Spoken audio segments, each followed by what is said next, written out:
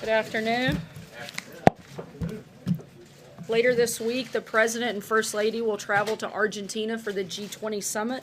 President Trump's participation in the G20 summit is a key opportunity to reiterate his commitment to domestic and global economic growth and prosperity, cement relations with other world leaders, and advance a global economic system that is based on fair economic competition and free, fair, and reciprocal trade.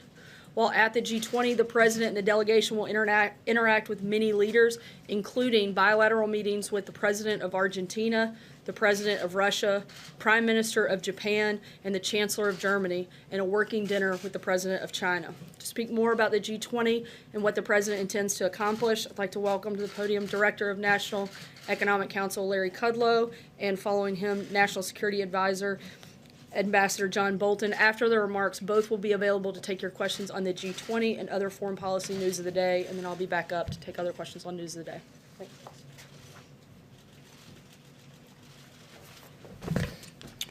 Thank you, Sarah. Thanks, everybody.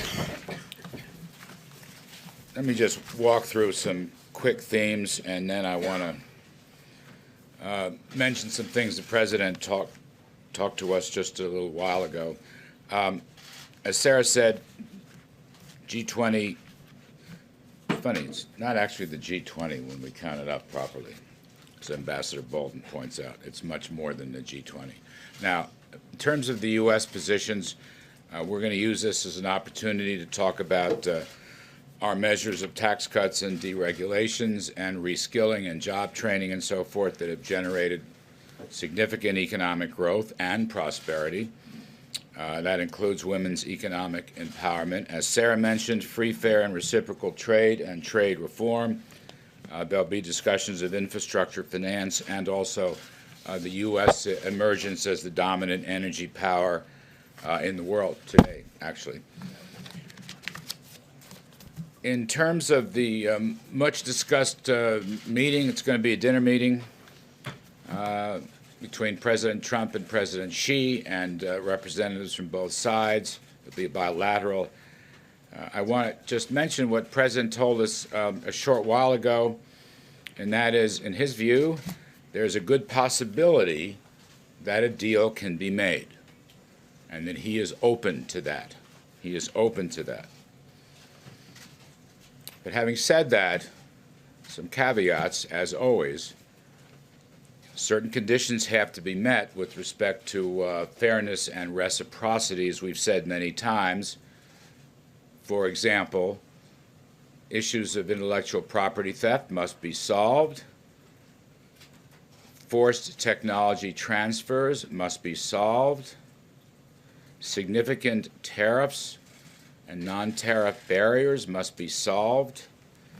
Issues of ownership have to be solved. The President will probably reiterate his view. We want a world, ideally, of zero tariffs, zero non-tariff barriers, and zero subsidies. Now, whether they can get through all that remains to be seen, but that's the President's point of view, as I said just a little while ago. The U.S. is coming to the summit in very good shape. Our economy is quite strong. It's growing at 3% over the past year. Second quarter was 4.2, third quarter was 3.5, perhaps be revised upwards. We have a very strong holiday season, so-called Black Friday, very strong. We've had tremendous investments, business investments, energy investments, oil prices and gasoline prices coming down. That helps consumers, of course. We're in very good shape. China, not so good. I'm not here to critique or second-guess the Chinese economy, but most observers believe China to be in a slump, whereas the United States is in a very strong, solid position going into this summit. However, again, to repeat, the President said there is a good possibility that we can make a deal, and he is open to it. But on the other hand, if these conditions I mentioned a few moments ago are not met, not dealt with, the President has said, look, he's perfectly happy to stand on his tariff policies, which 10% last $200 billion, scheduled to go to 25%. That's not a certainty, but that's the schedule. And he has said, as recently as yesterday, the day before, if need be, if things don't work out in this U.S.-China summit meeting, he will invoke another 267 some odd billion dollars in tariffs. That may not be the first choice. I'm just saying that is his view. If we can't get something done, and things have been moving very slowly between the two countries, until the president himself called President Xi and said, let's restart, let's try to get things going again. And then since then he's made positive comments about that. So we will see. As I said, the key U.S. goals is around growth and prosperity, and our economy is in good shape. Theirs is not. I'll just leave it right there. John, do you want to add stuff to that? Do you want me to take some questions?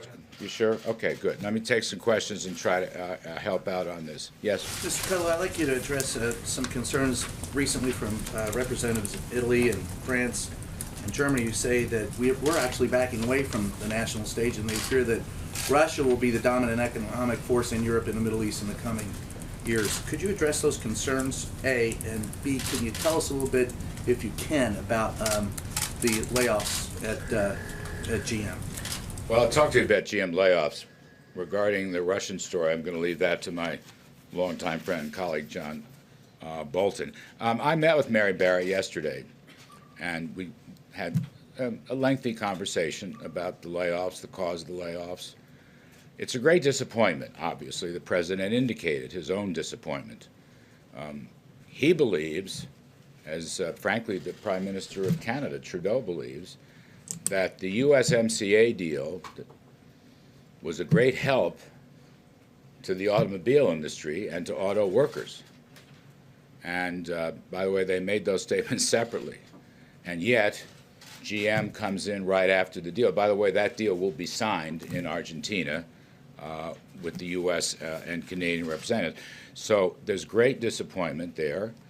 There's disappointment that it seems like GM would rather build its electric cars in China rather than in the United States.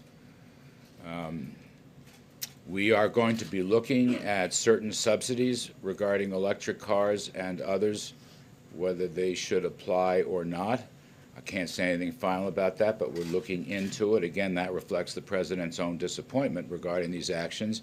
Ms. Barrett told me, on the other hand, I want to be completely fair here, it's her business, it may be possible to transfer workers to other plants in Texas and Michigan. I'm not an expert on General Motors. I'm not an analyst, auto analyst, but that's what she said. But obviously there's a lot of disappointment, even anger.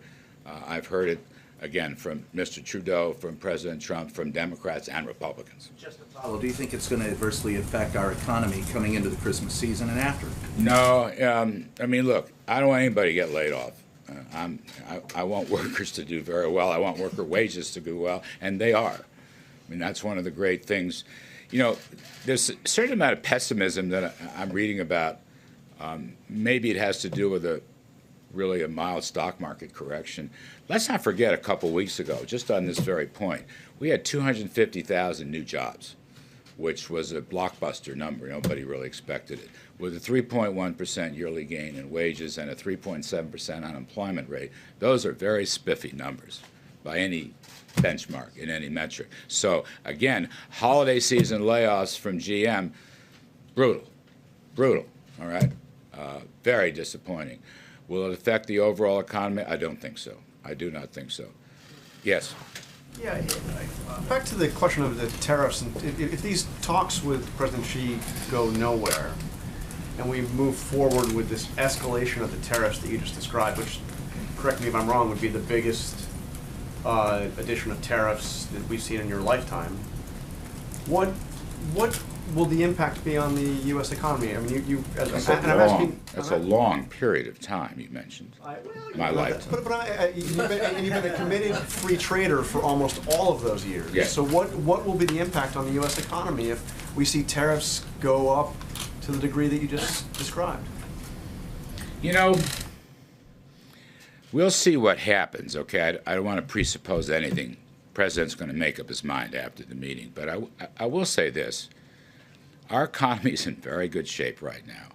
And when you multiply through whatever numbers you want to use, 250 billion, or tack on another tranche, which may or may not happen, at a 10% tariff rate or more, it's really just a fraction of our economy. Okay, it's just a fraction of our economy. I'm not suggesting that there aren't winners and losers in that game. It's a complicated game. But on the other hand, I think we are in far better shape to weather this than the Chinese are. And I'll also say one thing. I appreciate your characterization. I am a free trader. But you have to ask yourself, this is what President Trump has been talking about, is it free trade when there's clear evidence of unfair and WTO illegal trading practices by China for several decades? Is that fair? Is that free? Is it free when intellectual property theft occurs, or when Chinese ownership of American companies force transference of technology from American companies to the Chinese companies? Is that fair? Or high tariffs on agriculture and industrial supplies? Is that fair? So President Trump is the first president in, I don't know, at least 20 years, and I'm including Democrats and Republicans, who not only has made this case, but continues to make this case forcefully and to take actions to defend American workers and our overall economy. Other presidents in both parties have raised the issue and then walked away from it. And President Trump obviously doesn't intend to. You know, this is under the heading, I think, for him of promises made, promises kept. It's something he's talked about for several years, and he now continues. If China will come to the table, or in this case, the dinner table, with some new ideas and some new attitudes and some new cooperation, as the president said, there's a good possibility they can make a deal. He's open to it. So nothing is written in cement or stone. But again, for a free trader, where's the free trade? And for several months now, since I've been here, President and I have talked about this. We'd love to see a world of zero tariffs and zero non-tariff barriers and zero subsidies. We'd love to see that world. But unfortunately, we don't have that world, particularly with respect to China, but not only China. And so he's taking actions that he thinks will get us closer to that world. Let me go around. Yes, please. Thanks. Just another GM question. When the president said yesterday they better damn well open a new plant there very quickly, was he just venting his frustration, or does he have some consequences in mind if they don't? I'm going to leave that to him. You may find additional announcements coming on that topic. Some more. Let me go in the back. Yes, ma'am. I wanted to ask you about what Ambassador Shui Tiankai said recently to the Who? Wall Street Journal. Ambassador Shui Tiankai, the Chinese ambassador Yes. To the United States. His thought was that there would be a real risk to the global markets if there wasn't a deal, that they could become fragmented as well. How big are the stakes if you can't reach a deal? Look, the ambassador makes a point. Now, if he would do his part, or his government would do their part, then we can all make a much better point. That's what President Trump is saying. I mean, I'll read you the quote again. There's a good possibility we can make a deal, and he's open to it. But certain conditions, have to be met. Certain things have to be changed. And the president, again, in the spirit of promises made, promises kept, is going to defend, the interests of American workers and ranchers and small businesses and the economy writ large. Let me just add one other point to this. The rest of the world agrees with us. I mean, we signed at the UN, for example, a trilateral agreement with the EU, the United States, and Japan. Worth looking at that document, which outlines, what they call non-market abuses, re China. Just recently, before the Shanghai conference, where President Xi was to give an important speech, I'm not sure there was much new there, but in any case, just before that conference, with no prodding from the USA, the ambassadors, the French and German ambassadors to China, wrote a very tough piece going after, again, non-market, unfair, non-reciprocal trading practices. There is broad-based support for the American position here, which is China should change its practices and come into the community of responsible trading nations. They can do that, right? They're a major economy right now. It's not like they were 25 or 30 years ago. We would welcome it. The president has said he's happy to make a deal, but they have to take certain actions and give certain assurances. So, you know. You'll spend the G20 getting that support around your position from other countries at the G20? Oh, I'm sure we will. I'm sure we will. We have in many other forums. Just a couple more. I want Ambassador. Yes, please. Thank you, sir. Thank you. Yes, he was talking to me. Tariffs are, in effect, a tax on imported products that are paid for by the consumer. So does the president realize that these escalated tariffs are going to be paid for by the American citizens? Well, look, he realizes the ramifications. As I said earlier, given the strength of our economy, given the size of our economy, we are in position to deal with this and handle this very well. That's the key point. And I'm not so sure about China, but I'll leave that to China experts and so forth and so on. The benefits, let me just look at the other side of the ledger. It's very important. The benefits of true free trade globally will be enormous. Now, if we go back to the idea of zero tariffs and zero non-tariff barriers and zero subsidies, if China plays by the rules, even the WTO rules, and all that needs reforming in our judgment, but they're violating those rules. If we do have a free trading system, or we move in the direction of a free trading system, a true free trading system, we will benefit enormously. Frankly, we will benefit, they will benefit, and the rest of the world will benefit. Now, free trade throws off enormous benefits when it's done properly in consistency and in a reciprocal manner. That's the key point the President emphasized. He's absolutely right. So, you know, I think of it as possibly a long rainbow here. At the end of that rainbow is a pot of gold. You open up that pot and you have prosperity for the rest of the world. But you got to get through that long rainbow. We're not there yet. We can get there. The President is reaching out. But we'll see how that works. Sir? Yes, go ahead. I'm sorry. Yes, go ahead. Thank you, sir. Earlier, you mentioned low oil and gas prices as evidence that the president's economic policy is working. You mentioned the U.S. becoming the global dominant energy player.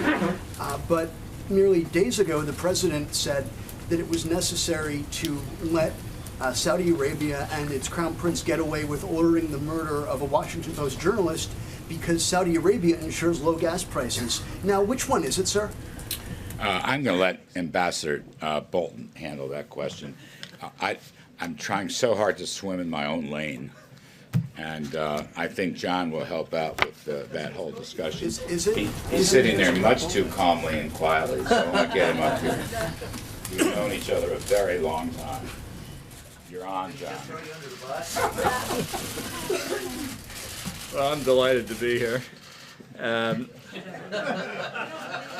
don't really have much to add. Sarah gave you the list of bilaterals. Let me just update it a little bit because we're trying to fill every minute of the president's schedule.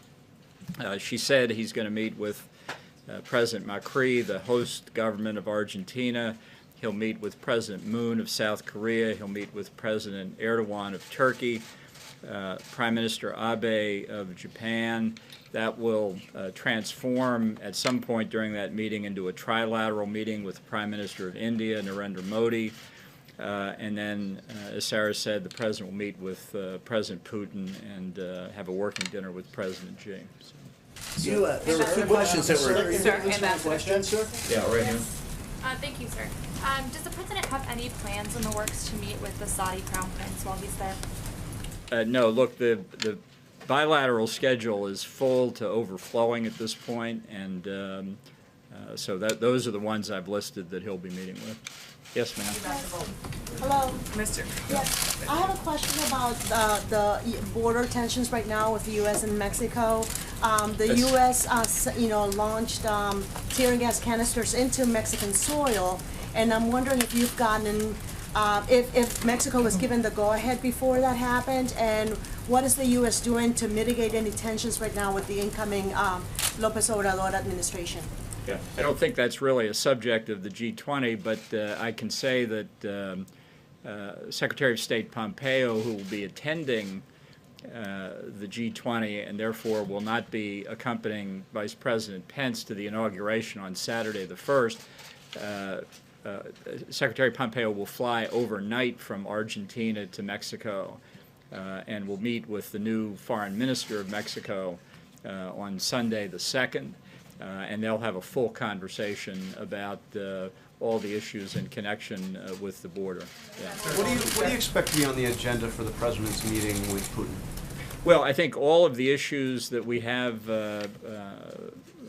on security issues, on arms control issues, on regional issues, including the Middle East, I think it'll be a full agenda. I think it'll be a continuation of their discussion in Helsinki.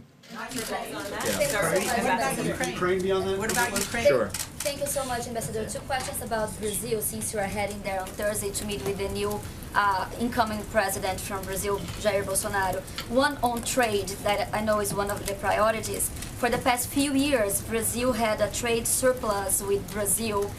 United States had a trade surplus. Just last year, 27 billion alone. And besides of that, President Trump complained about the Brazilian protectionism, say Brazil is one of the toughest on trade access. What should we expect related to trade relationship with Brazil, with the new Brazilian government? Should we expect more cooperation or more tariffs like those on steel and aluminum? And another one on Venezuela that I know is another priority of the meeting. What kind of cooperation are you expecting with the new Brazilian government? Are you guys going to discuss sanctions?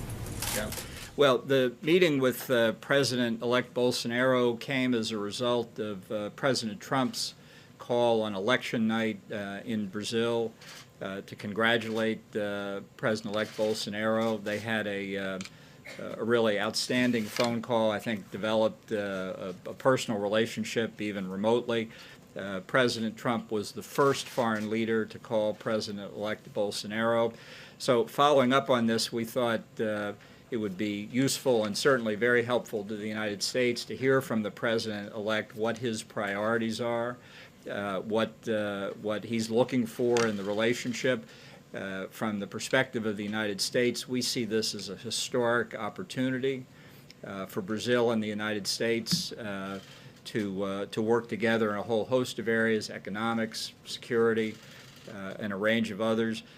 So I'm really looking forward to hearing what the President-elect's priorities are, try and respond to him, try and tell him a little bit about what President Trump's views are, and hopefully when President-elect Bolsonaro is inaugurated on January the 1st, that the two leaders can really get off to a running start. So I'm just really there to prepare the ground for them. Ambassador Bolton, you tweeted earlier today about a case involving an American family that's being held in China. Is the president? Have you talked to the president about this case? What is he? If so, what has he told you? And will he bring this up directly in his meeting with Xi Jinping and expect the family to be allowed to leave before any trade deal is done? Well, I've discussed the question of American hostages and people wrongfully held with him on a whole range of subjects. I don't want to get into what his reaction was because I don't think those conversations should be public. But this is a matter of real concern to us, and I think given that the range of issues that President Xi and President Trump will be covering, it's entirely possible that that would come up. Yeah. Thank you. Back to that meeting with President Putin and President Trump. Will President Trump condemn Russia's aggression in Ukraine Does the U.S. consider it an act of war? And has he spoken with either Putin or Poroshenko about what happened? Look, Ambassador Haley, in the very estimable position of UN ambassador, spoke for the United States yesterday at the Security Council, and we're going to stand on that statement. Ambassador Bolton, I just had a question about, you mentioned the bilat with the Turkish leader. They've been very critical of the U.S. position back in Saudi Arabia with respect to the killing of Jamal Khashoggi. Are you concerned that that will affect the relations with the U.S. ally? And I wanted to follow up that audio intelligence of the killing of Jamal Khashoggi. Have you heard that tape? And does it conclusively point to the Crown Prince as ordering the killing of Jamal Khashoggi? And one final one. The briefing. I'm supposed to remember all these? I'll prompt you. Thank you. And finally, is it true the White House is blocking Gina Haspel from speaking to senators about that audio intelligence on Wednesday? So let me take the question of the tape first. No, I haven't listened to it. And I guess I should ask you, why do you think I should? What do you think I'll learn from it? Well, you're the National Security Advisor. You might have access to that sort of intelligence.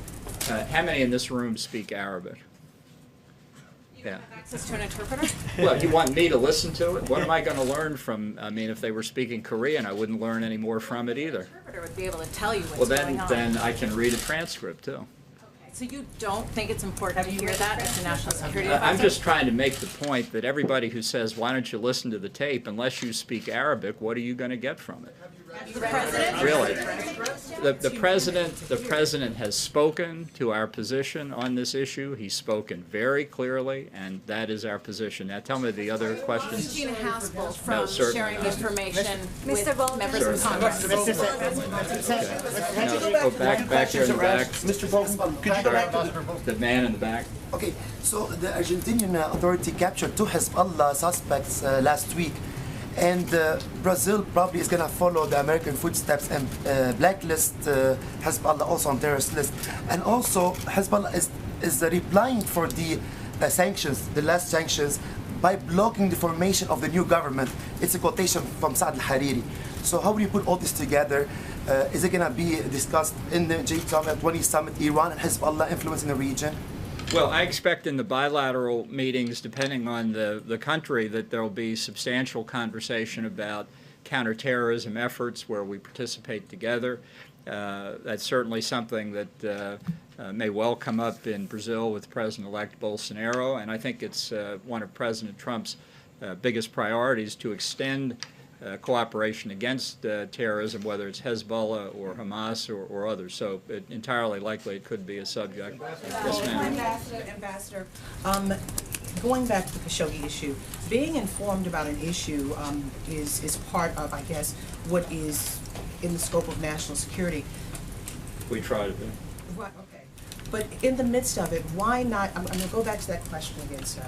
Why not get a translator to understand, to hear what happened? You could find out a little bit more than what they've told you by listening. People who speak Arabic have listened to the tape, and they have given us the substance of what's in it. And you trust those who've given you... I don't speak Arabic. I know, but a translator, you could hear the emotion, and a translator could help you understand what happened at that time to relate to the President of the United States and to convey to the world what happened. I'm very satisfied that we know what the tape picked up, and it was factored into the President's decision, and he's announced his position very clearly. Mr. Ambassador, as economic security, as national security, I think this should be in your lane. I was going to defer to Larry, but it's... Let me see if I can keep it in your lane if I could. The talks with China have been marked with intransigence and disappointment. Larry was talking about that at length this morning. This idea of some sense of optimism going into the Saturday night dinner with Xi, is it based on any notion that Xi is going to suddenly say, you know, this idea of intellectual property theft and forced technology transfer, protectionist tariffs? I don't know what we were thinking. It was a bad idea. Let's level the playing field and start anew. Well, I think President Trump has developed a very positive relationship with President Xi. They've met, they've spoken over the phone. Obviously, both leaders carry into any discussion like this their national interest, and I think it's instructive, and I think the Chinese side believes the same thing, to have the two leaders exchange their views in the presence of their senior advisors. and not with the expectation that at this meeting there'll be some substantial agreement coming out of it, but that there would be an indication, a kind of way ahead that the advisors could then pursue. And I see Sarah is so eager to be here to answer your questions. Mr. Fellow deferred. I was going to give him one more, but... Mr. Fellow deferred a question to him. Could he answer the question that was deferred to him, please? Mr. Bolton. Bolton. I think he's already gone. As you know, the new president of Mexico will be inaugurated on Saturday to represent the United States in Mexico City. President Trump has asked the Vice President, Mike Pence, to lead a delegation that will include the Second Lady of the United States, Karen Pence, Secretary of Energy, Rick Perry, Secretary of Homeland Security, Kirstjen Nielsen, Advisor to the President, Ivanka Trump, United States Embassy Mexico City diplomat John Kramer, and Assistant Secretary of State Kimberly Breyer. Lastly, this morning we learned the sad news that 3 U.S. service members were killed and 3 wounded when an explosive device detonated in Afghanistan. The wounded service members were evacuated and are receiving medical care. We extend our thoughts and prayers to the loved ones of those killed and to those recovering. The United States is grateful for their service and forever in debt of their sacrifice. With that, I'll take your questions. Justin. Sarah, The Guardian's reporting today that Paul Manafort met with Julian Assange around the time that he was coming on board to the Trump campaign. Wondering if you know if that meeting took place and if you remain confident in the White House's repeated denials that no campaign officials were involved in discussions about the plans to release John Podesta's emails. Certainly remain confident in the White House's assertion that the president was involved in no wrongdoing, was not part of any collusion. The things that have to do with Mr. Manafort, I would refer you to his attorneys to address that. Sarah, given that the president said this morning that Robert Mueller is ruining people's lives, is he considering a pardon for Paul Manafort or for others who were prosecuted, have been prosecuted?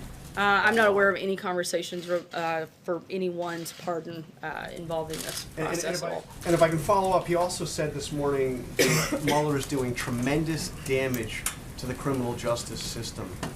If that's true, is he considering picking up the phone, calling his acting attorney general, and saying, fire Robert Mueller?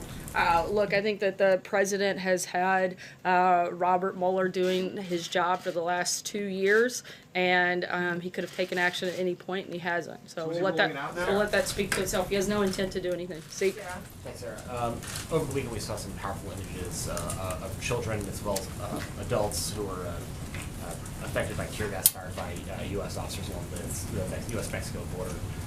We've heard the president talk about that at length yesterday, but one thing we did not hear from him was any expression really of regret that there were children caught up in this. So I was wondering, does the White House regret the fact that children were affected by tear gas and that this situation took place, and is there an investigation underway to prevent this from happening again?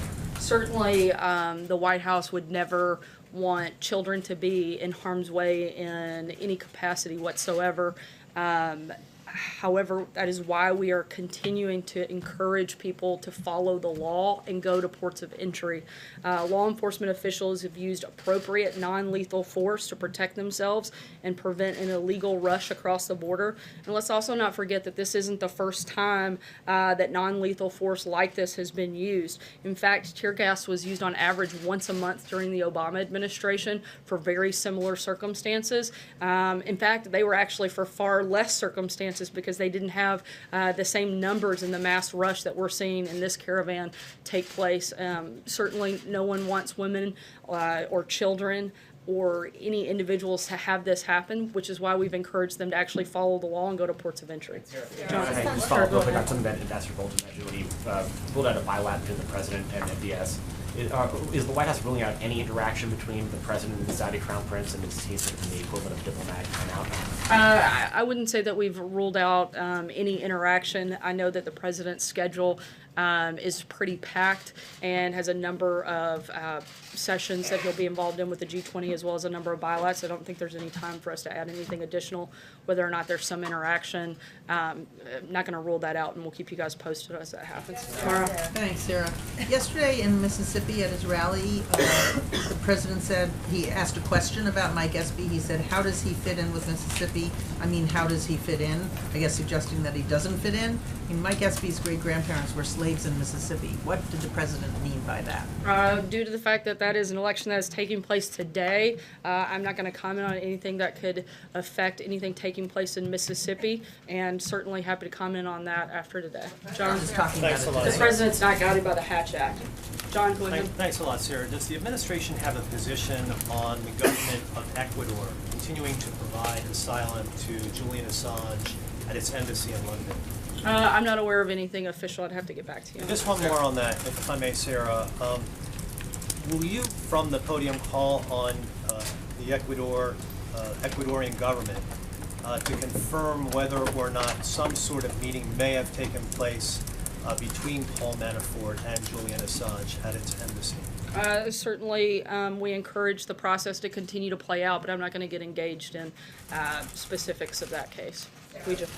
President Trump has implied that a potential new deal with Mexico is a done deal, tweeting that migrants will stay in Mexico as they wait for their cases of asylum to be processed. How far along are talks with the new Mexican administration about the so-called Remain in Mexico policy? Those conversations continue. We won't have a final decision until the new government actually takes over, which will happen on Saturday. And on Monday, we expect the new foreign minister from Mexico to meet and sit down with White House administration officials and the Department of Homeland Security Secretary Kirstjen Nielsen and continue and try to finalize those conversations. Second question on Khashoggi, because tomorrow Secretaries Pompeo and Mattis will brief the full Senate on the murder. Why is a leader of a U.S. intelligence agency not joining them, specifically Gina Haspel, who many senators expect to hear from? Ambassador Bolton addressed this. I'm not going to comment on behalf of the CIA director in that capacity. That's something I would direct you to them to answer. Sarah, I want to ask you about the climate assessment that your administration released last week. The president yesterday, when asked about the economic forecast, he essentially said he didn't believe it. The takeaway for many people is that the president doesn't feel necessarily a responsibility to lead either in this country or in the world on climate change and preventing the calamity that your administration forecasts. Do you agree with that view? And if not, why not? The president's certainly leading on what matters most in this process, and that's on having clean air, clean water. In fact, the United States continues to be a leader on that front. Even Obama's Undersecretary for Science didn't believe the radical conclusions of the report that was released. And you have to look at the fact that this report is based on the most extreme modeled scenario, which contradicts long-established trends. Modeling the climate is an extremely complicated science that is never exact. The biggest thing that we can do is focus on how to make sure we have the cleanest air, the cleanest water, and the president is certainly doing that and certainly leading on that front. How is he doing that? I mean, the president's about to go to Buenos Aires and meet with all the leaders of the world's industrialized nations and developing nations as well. Isn't this a great opportunity for him to sit at the table and say, folks, this is what my administration just reported. This is the time that we all have to act in concert to prevent what my administration is forecasting?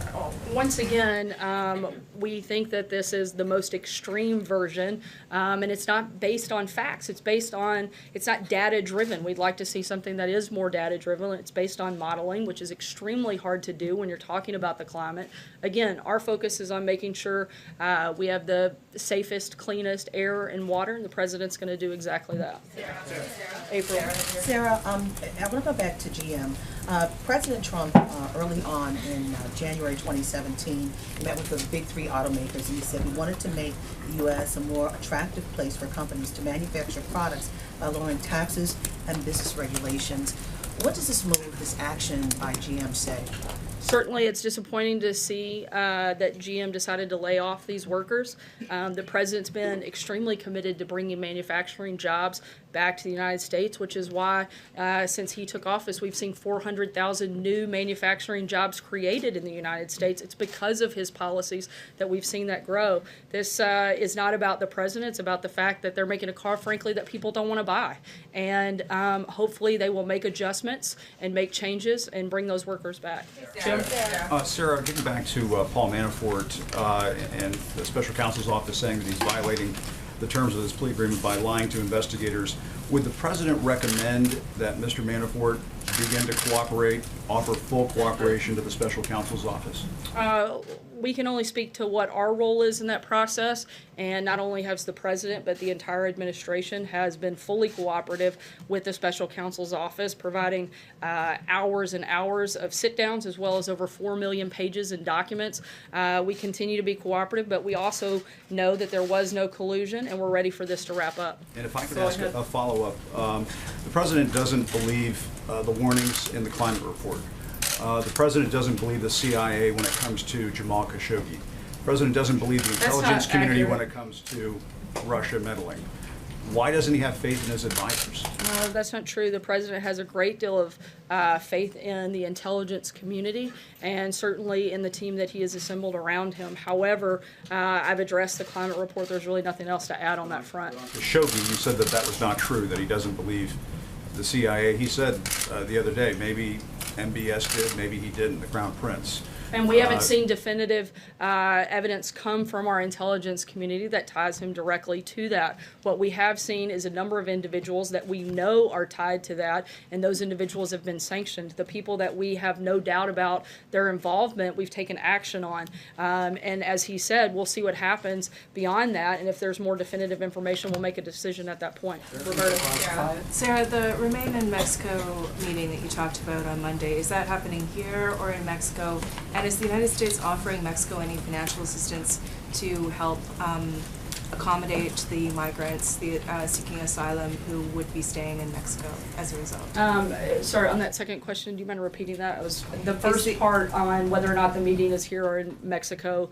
I'll get back to you on that. I'm not sure on the exact location. Okay. Is the United States offering Mexico any financial assistance, or does the United States plan to accommodate the migrants who would be staying in Mexico?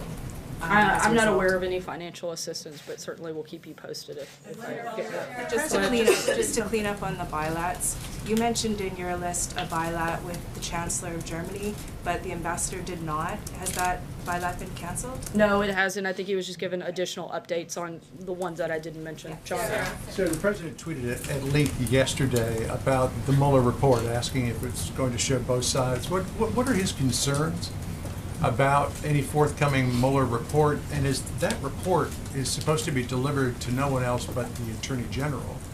Is he concerned that it is going to become public without his knowledge? I don't think the president has any concerns about the report because he knows that there was no wrongdoing by him and that there was no collusion. So I don't think he has concern on that front. If he has no concerns, why is he tweeting so vociferously about it?